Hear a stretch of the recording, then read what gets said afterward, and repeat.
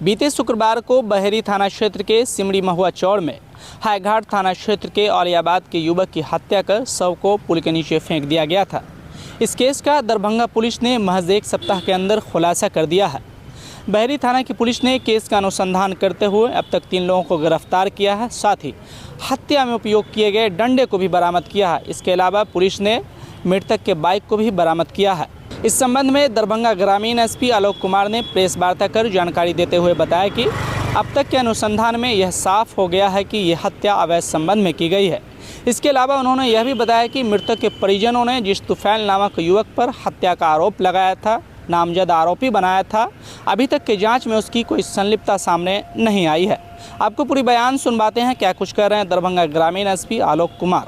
बहेड़ी थाना खंड संख्या 203/25 ये घटना 30/5/2025 को घटित हुई थी, जिसमें कि एक डेड बॉडी सिमरी महुआ जो चौरियानी चौक है उसके पास जो पुलिया है, कलवर्ट है, उसके नीचे छुपा के रखा हुआ बरामद किया गया था। उसके बाद फिर कांड दर्ज किया गया जो उसके परिजन थे उनके बयान पे, जिसमें उन्होंने एक नेम्ड एक्यूजिशन किया कई लोगों का। लेकिन चूंकि घटना कोई आई विटनेस नहीं था, तो हम लोगों ने पहले इसमें गहराई से छानबीन करने के लिए, इसका अनुसंधान ऊपर करने के लिए साइंटिफिक तरीके से हम लोगों ने एक टीम का गठन किया, जिसमें कि एसटीपीओ बेनीपुर के नेतृत्व में इंस्पेक्टर सूरज और जो हमारे प्रोफेशनल एसआईज हैं रोशन और अंकिता दोनों थे। इसके अलावा और भी थाने के लोग थे।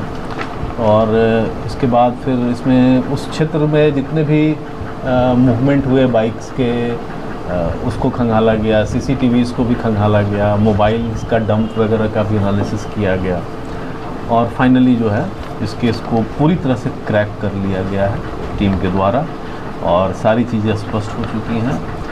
दरअसल जो घटना है, घटना का मूल कारण मृतक के द्वारा एक रिलेशनशिप किसी के साथ अवैध रूप से था और उसको रात्रि में उसके द्वारा कॉल किया गया था। उसी कॉल के आदान प्रदान के क्रम में वो मिलने के लिए आया था।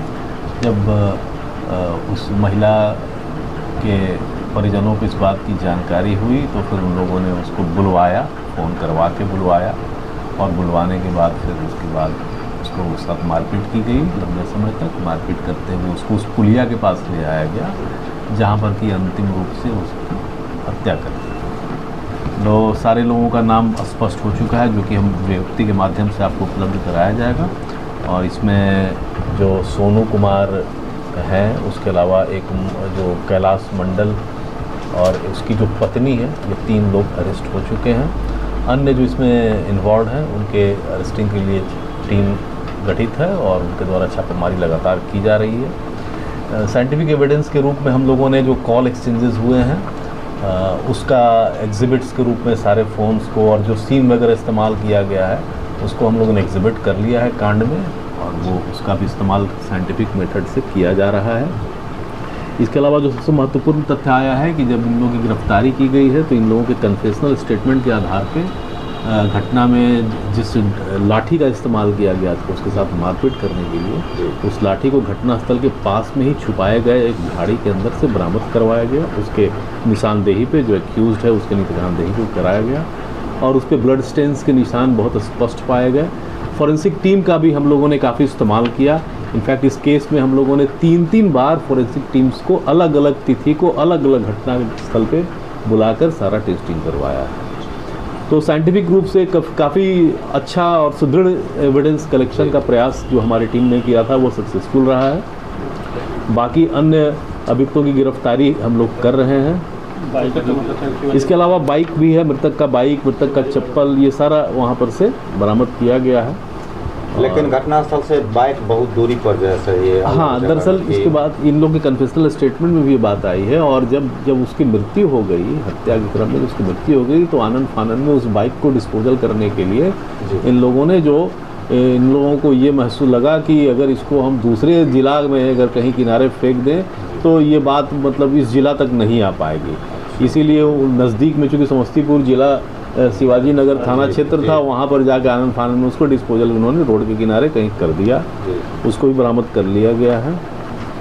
तो मैं समझता हूँ कि बहुत जल्द बाकी लोगों की गिरफ्तारी करके हम लोग तुरंत आरोप पत्र समर्पित करेंगे, और चूंकि एविडेंस की मजबूती बहुत सुदृढ़ है, अतः हम लोग इसको स्पीडी ट्रायल के लिए भी आगे चलकर अभी फिलहाल तीन लोग गिरफ्तार, और इसमें लगभग कितने लोग इन्वॉल्व हैं? और अभी तक जो स्पष्ट रूप से हम लोग के पास आया है तो 3 और लोगों की भूमिका अभी तक प्रमाणित हो चुकी है।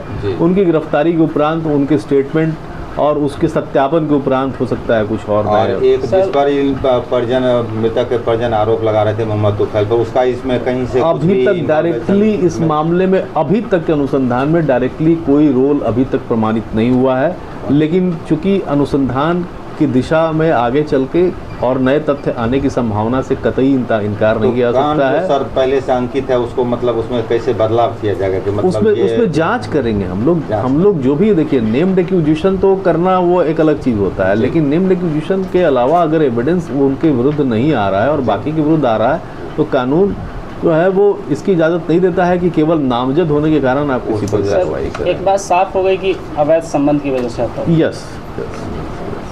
नफीस करीम, न्यूज़ 24, दरभंगा।